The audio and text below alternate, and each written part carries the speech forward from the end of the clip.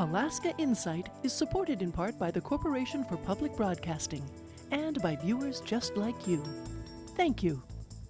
The Trump administration's freeze on funds that support infrastructure, food supplies, renewable energy, and other needed services across the state has created instability and confusion for community nonprofits and local governments. There's a lot of uncertainty with what's happening at the federal level right now, and I think that affects us both internally and externally. Nonprofits support a lot of the day-to-day services that keep communities running.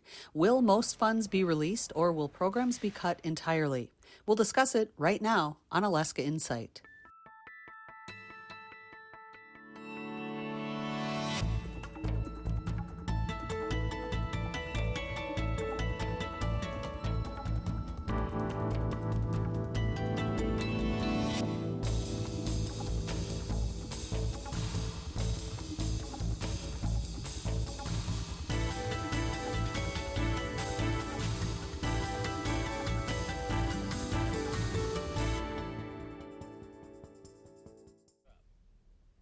All across Alaska, in large and small communities, nonprofits perform services ranging from running local utilities to food delivery, medical transport, childcare, housing services, violence intervention, and so much more. Local governments work closely with these service providers to support community health and well-being. The freezes on federal funds and at times conflicting guidance on when or if funds will be available for city leaders, tribes, and nonprofits has created confusion and anxiety for organizations that by design don't have deep reserves to keep them solvent when funds don't arrive. Tonight we'll hear about how that is affecting services and construction plans across the state. But before we get to that discussion, here are some of the top stories of the week from Alaska Public Media's collaborative statewide news network. 3 heli skiers died in a massive avalanche Tuesday near Girdwood. Alaska State Troopers said in an online dispatch that the avalanche caught the skiers at about 3:30 p.m. near the West Fork of the 20-mile river. Guides from the heli skiing company were able to locate the skiers with avalanche beacons, but they couldn't be rescued. As troopers say, they were buried under snow ranging from 40 to 100 feet deep. The skiers all had ties to Minnesota. They were 39-year-old David Linder of Florida, 39-year-old Charles Eppard of Montana, and 38-year-old Jeremy Leif of Minnesota. State House leaders released a new version of a high-priority education bill on Wednesday. The latest version of the bill includes a $1,000 increase to basic per-student funding for public schools, but it leaves out further increases and inflation-proofing included in earlier drafts. The new version includes policy provisions favored by Governor Mike Dunleavy. Those provisions include a trial of a statewide open enrollment policy, a requirement that schools regulate but not necessarily ban cell phone use on campus, and changes to renewal and appeals for charter schools. The charter school applications, The bill does not include 2 priorities for the governor: a policy change to allow the State Board of Education to directly approve charter schools and a teacher retention bonus program. Dunleavy vetoed an education funding bill last year that did not include those provisions. In a social media post on Friday, Dunleavy called the changes to the bill positive movement, adding there were further opportunities to improve the bill when it moves to the Senate.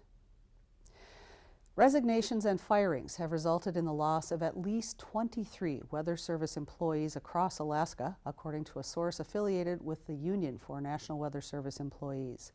Based on figures from an Office of Personnel Management database, the cuts amount to more than 10% of the National Weather Service Alaska region's workforce. Rick Toman, a climatologist at the Alaska Center for Climate Assessment and Policy, who spent more than 30 years with the National Weather Service, said job cuts are already affecting forecasts. Weather balloon launches from Kotzebue have been indefinitely suspended since February, while stations in Nome and Bethel also saw simultaneous outages in recent days. Those outages affect all weather models, which depend on observations from groups around the globe. You can find the full version of these and many more stories on our website, alaskapublic.org, or download the Alaska Public Media app on your phone. Now on to our discussion for this evening. the nonprofit organizations that help support Alaskans with needed services and provide employment. Alaska nonprofits employ more than 50,000 people in the state across a variety of fields. In 2023, $1 billion in federal grants and contracts were awarded to nonprofits in the state, largely due to legislation like the Infrastructure Investment and Jobs Act. Now, much of that funding is uncertain amid freezes, cancellations, and unclear direction from the Trump administration. As Alaska Public Media's Madeline Rose reports, nonprofits say that makes it nearly impossible to plan for the future. When the Federal Office of Management and Budget issued a memo in January ordering a temporary halt to federal financial assistance, Anchorage Coalition to End Homelessness Executive Director Meg Zaletel had serious concerns about her organization and many of their partners. The coalition is unique in that we both receive some federal funding and we help administer federal funding. Zaletel encouraged partner groups to immediately apply for reimbursements on expenses that had already been federally approved, but the funding portal was inaccessible. And so it was, 24 hours of wondering, are these systems coming back up? Are we going to get money that's already owed? And then everything kind of went on pause. By the next day, a judge had blocked the administration's pause. Now, Zaletel says they can access reimbursements, but other funding is still up in the air. And they're not the only nonprofit dealing with unanswered questions. There's a lot of uncertainty with what's happening at the federal level right now, and I think that affects us both internally and externally. Kara Durr is the CEO of the Food Bank of Alaska. She says she's less concerned about federal funding. They do receive some for nutrition programs, but is more worried about cascading economic effects that could lead to more people needing food assistance at a time when that need is already high. We had COVID, we had inflation impacts hit after that, and it really hasn't gone down since. So we're continuing to see high demand for our services at our partners across the state. Durr says the food bank has a diverse system of funding and can afford to lose some streams. But for others, the situation is more dire. The 4Acre Group, which supports nonprofits statewide, found in a survey of nearly 300 nonprofits that over half could shut down if their funds are frozen. Zaletel says the coalition itself could absorb cuts to their direct funding, but she's less sure about their partners. It wouldn't be without hurt, but we would figure it out. But for those that have actual expenses to keep roofs over people's heads, to keep people supported in their journey, to stable housing, I don't know what they'll do. For now, all nonprofits that receive federal funds are waiting to hear more and doing their best to weather a new era of uncertainty. In Anchorage, I'm Madeline Rose. Joining me tonight to help us better understand what the current landscape is for Alaska nonprofits and municipal governments across the state is Lori Wolf. Lori is the president and CEO of the 4Acre Group based in Anchorage. 4Acre supports nonprofits and tribal organizations across the state. And joining us from Juneau is Nils Andreasen. Nils is the executive director of the Alaska Municipal League, AML, an organization of 165 cities, boroughs, and municipalities across the state. Welcome, both of you. Thanks for being with us. Thank you so much for having us. So, Lori, two things really stood out to me from the story we just heard. That's the employment numbers for nonprofits, 50,000 Alaskans, and that possibly half of those organizations could cease to operate if funds remain frozen. Give us some perspective here. What kind of services might be lost? What are you hearing from nonprofits? Well, I think you're talking about the whole safety net for Alaska, right? And this is a what if scenario that we hope never happens, right? And so I think the report was clear that the more rural or remote Alaska, the more we lose the safety net. And I think you heard that in the stories as well, right? So some organizations have a diversity of resources and some do not, but we are talking about services like all the safety net services, food, shelter, basic needs, but we're also talking about other services, quality of life services, language and cultural programs, arts and experience things. We're talking about trails and recreation. We're talking about, and the trickle-down effect that we have as well. So there's the direct organizations that receive direct federal funding, but then the trickle effect of what happens in our communities when, for example, our neighbors, our federal employees are laid off, and so what happens there, the multiplier effect that happens. So you're talking about people accessing more services with less funding coming in. And as I noted at the beginning of the program, nonprofits are skiddy by design.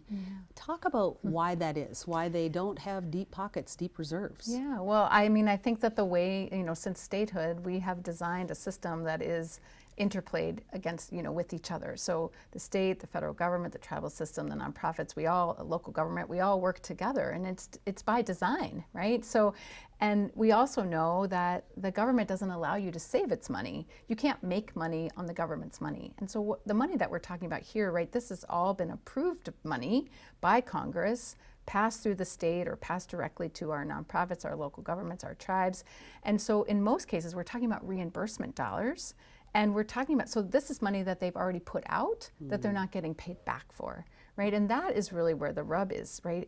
And there isn't extra cushion in many of those places. Now, some organizations do have diversified sources from private philanthropy, individual donors, corporate donors, private foundation donors, but not a lot. And sure, if Alaskans would like to help out, that would be great. But again, the system was designed where government has a role to play, and that means the organization is structured around that resource. Thank you for getting us started here. Nils, I want to turn to you now. Those employment numbers, the 50,000 folks that work for nonprofits, cities and municipalities across the state rely on so many of those nonprofit services. How might employment within the Alaska Municipal League be affected by sort of this ripple effect of federal funding freezes and cuts? Yeah, thanks, Laura. And I think, for local governments, the numbers are, roughly 20,000 employees across Alaska between cities, boroughs, school districts, enterprises thereof. So we're talking about a lot of people overall. I think when it comes to local governments, we're talking about bricks and mortar type activities, so water and sewer projects, energy projects, road, ports and harbors. A lot of that is carried out by a contractor corps and consultants. So the risk is, to some extent, your staffing if these federal funds don't come through. But really, it's all the rest of really a private sector that could be impacted by a decrease in funding available to local governments. And I think Lori hit on the fact that these are all subject to reimbursement. So there has to be capital available for local governments, nonprofits, and others to put out there for contractors or staff and believe that will be reimbursed on the other side. And if there's not trust that it will be reimbursed, then it slows things down pretty significantly, and everybody's risk averse, I think, in taking next steps. We heard in the story that reimbursements for homeless services are again available. Both of you joined us on Talk of Alaska in February. And Nils, after that program, you noted another executive order came out directing government review of grants and contracts from a cost-cutting perspective. What does this mean, and how is a cut in federal staff affecting city leaders across the state that need answers from federal government agencies and offices that may now have a reduction in staffing? It's all connected. An early executive order that tries to reduce funding available based on principle is followed by an executive order that reduces a federal workforce. I'm looking at 2023 numbers, 15,000 federal workers in Alaska, total wages of $1.4 billion. And as that shrinks, the ability then to review grants and contracts for cost-cutting measures or for them to be consistent with new federal priorities is limited. So you really get kind of a bottleneck of being able to move forward. And what was earlier described as a temporary pause gets stretched out for a much longer period, which further exacerbates the challenges that local governments and nonprofits are going to feel when they're looking at limited cash available. Lori, and then I'll turn back to you, Nils. A New York Times story today analyzed the so-called DOGE contract reductions and found the cuts were mostly hitting small companies and nonprofits. A quote from the director of the Project on Government Oversight said it's the equivalent of hitting mom and pop shops. With few or no cuts to the largest federal contractors like Lockheed Martin, Boeing, United Health, what does this say to you about what the thinking is behind how spending is or is not being targeted? Well, that's a fascinating article. I'd love to read that. I can't comment directly on about that, Sure. but I could say that Alaska's nonprofits, for the most part, are those very small grassroots organizations, right? We are on the ground in community, dispersed across Alaska, and the vast majority of us would be described as grassroots, and in a business context, we would be described as small businesses, right? Anything with 50 employees or less, that's the vast majority of our nonprofits and our local governments and our tribal organizations, right? So I think we are talking about that we will absorb, while we are the safety net, we are the structures that bring all our people together, we're also going to be the hardest hit. And we're already seeing that. Although I will say that our large nonprofits here in Alaska, which are primarily healthcare organizations, are bracing for impact with the impact of whatever Medicaid is going to look like in the next budget. And so our larger organizations are not immune from this as well. So we are, I will just say, we are feeling this across Alaska, regardless of our size, but in context to that article, you're talking about all of us. Nils, turning to you, since February, you've stated that frozen funds have been released. What funds are you referencing, and how are city leaders feeling about future projects and the reliability of funding going forward now? Yeah. I think what we've heard from most of our members, from cities and boroughs and other partners, is that to a large degree, they have access to being reimbursed for currently awarded projects. That's different than getting formal approvals from an agency saying you're approved to move forward with this work. And keep in mind that a part of those executive orders directed agency staff to review every program and every project to make sure that it aligned with the new administration's principles. And that takes a ton of effort in a short amount of time for grants and contracts that were awarded over a 3-year period. So it's really a compressed timetable. I think many are waiting for that formal approval. You want a green light to be able to feel confident that you can move forward, that you can tell your contractors, yes, this $36 million project, we want you to order things for it. And if you don't have that level of confidence, then you're going to delay those decisions, and that's when you're going to start running into challenges when it comes to supply chain and barge deliveries and a summer construction season in Alaska that's really limited. Mm-hmm. Lori, pick it up. Yeah, I was just going to say that there's yesterday there's about 70 lawsuits kind of all dealing with all of the ways that these funding have been put on hold or under review or frozen or deleted, and we're tracking the ones obviously that relate to the nonprofit sector. Yesterday there's the potential for that we'll see a better understanding of unfreezing those funds that Nils is talking about that have been not yet obligated, but have been congressionally approved. So we'll see, and we'll be able to answer that question more, I think, next week with a judge's opinion.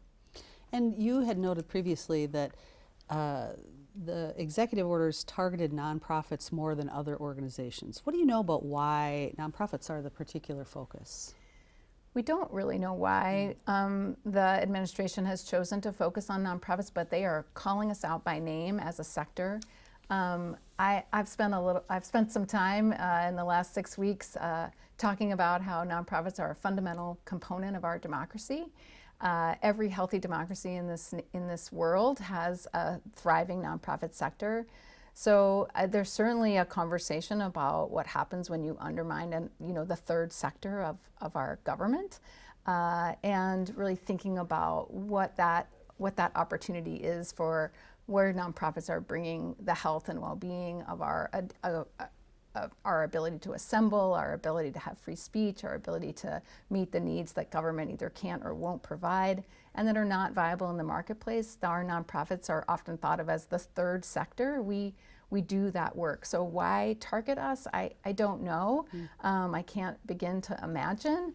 But it has been with us since the formation of this country, and that's, it serves a vital role in our democracy. Especially in a state like Alaska. Absolutely. With such Yeah. far-flung In Alaska, we don't have a populations. county system of government, and so our nonprofits are doing the work that county governments would do in other states. We have very unique systems. Alaskans love to be unique, and this is one of the ways. I was just working with our staff today talking about like all the different iterations of nonprofits here in Alaska and how they're different than in the lower 48, and our close relationship with local governments, tribes, the state of Alaska, the federal government. We have such a unique relationship. We built it that way. We've been proud of that structure. And suddenly it's making us extra worried because we thought it was a good way to work. Nils, you talked a little bit about the uncertainty and the hesitation within city leaders for future planning. Are you hearing about some of the necessary projects such as harbor upgrades, erosion mitigation, roads that need to be repaired? Have any projects just been decided that they're just not going to move forward this summer? Are you hearing about that, or is it still early enough that if they get some certainty they could still do things in this short construction season this summer? We don't have any clear sense of things that are really going to be impacted. I think we're actually going to spend this next week calling every one of our cities and boroughs and checking in. What have been the impacts of this freeze? What do firings look like in your community? What other needs or challenges are you experiencing? So I hope to have more to that effect, and appreciate all the work that Foraker Group has already put into assessing the state of the sector. I would say that this is a really good time for us to be telling our story. I think you mentioned cuts to especially smaller groups. I think it's easy maybe to cut what you don't know. So we have to do our put our best foot forward, talk to federal agencies staff, either career professionals or new project managers, and really explain here's how Alaska is unique, here's how we're different, here's where there will be real consequences from some of the decisions that you might make when it's just dollars and cents on a spreadsheet. So we can talk about those things, and I think from a local government perspective, we have elected officials who need to be leaders right now in their communities to make sure that there is confidence and trust, and to allay concerns of uncertainty. We'll put our best foot forward and make that case. And in the same way that Alaska's LNG project has gotten a lot of attention, there's so many other things in Alaska that we want to draw attention to and make sure that that together we can be successful. For both of you, how does working to eliminate equity and diversity, DEI, that has been targeted, diversity, equity, and inclusion, how does that square in a state like Alaska that has some of the highest diversity percentages in the country, reflected in the 2010 census? How can organizations' community policy programs not consider ensuring equal respect and fair treatment of all Alaskans when we are such a diverse mix? Who would get to decide the protocols? If it is a majority rule, then in many communities, Alaska Native people are that majority. How can programs function within these confusing mandates? I think they're confused. I think they're confused. I think the language is very unclear. And again, I mentioned the lawsuits. There are a good handful of lawsuits questioning those executive orders, in particular around the vagueness of that language, the weaponizing of that language, the way that we would use it or not use it. I think there's tons of confusion about what that means. And as a result, a lot of self-censoring, a lot of fear by our organizations of, oh, should I or shouldn't I? Can I say that? Can I not say that? Kind of talking, really, really quite a lot of worry. And then many other organizations are saying what you're saying, which is like, this is the work, right? We're here to serve Alaskans, and this is the work, and you could use a word or not use a word, and this is the work. And certainly that is our philosophy, is that you keep doing the work, because that's what's in front of us, and that's what it means to be Alaskan. What, Nils, what do you want, and we've only got a bit of time left here, what do you want Alaskans to do? Yeah, I think, work with your local officials to identify where you're experiencing a challenge. So I think right now we're a ton of information or noise and information out there to sort through, and I think that's hard and confusing. So local officials need to understand where there are pain points, and local officials need to be able to communicate that to the state officials and the congressional delegation. We need to know where there's a challenge that if we work together we could solve. And then, work together to, again, tell our story, make sure that the rest of the nation understands, here's what Alaska looks like, and whether that's rural or tribal or stressed. Unique challenges here, yes. Thank you so much. Sure. Thanks, both of you, for being with us and for the work that you're doing on behalf of all Alaskans. As we heard this evening, financial certainty is important for project planning, retaining employees, and ordering supplies and building materials in advance of Alaska's short construction season. Food security, health care, and child care support are year-round funding needs. The uncertainty about which programs will be fully funded and which ones may be cut is making it difficult for nonprofits to do their work. We'll continue to report on federal funding plans and reductions for Alaska projects and communities as new information becomes available. That's it for this edition of Alaska Insight. Visit our website for breaking news and reports from our partner stations across the state. While you're there, sign up for our free daily digest so you won't miss any of Alaska's top stories of the day. Thanks for joining us this evening. I'm Lori Townsend. Good night.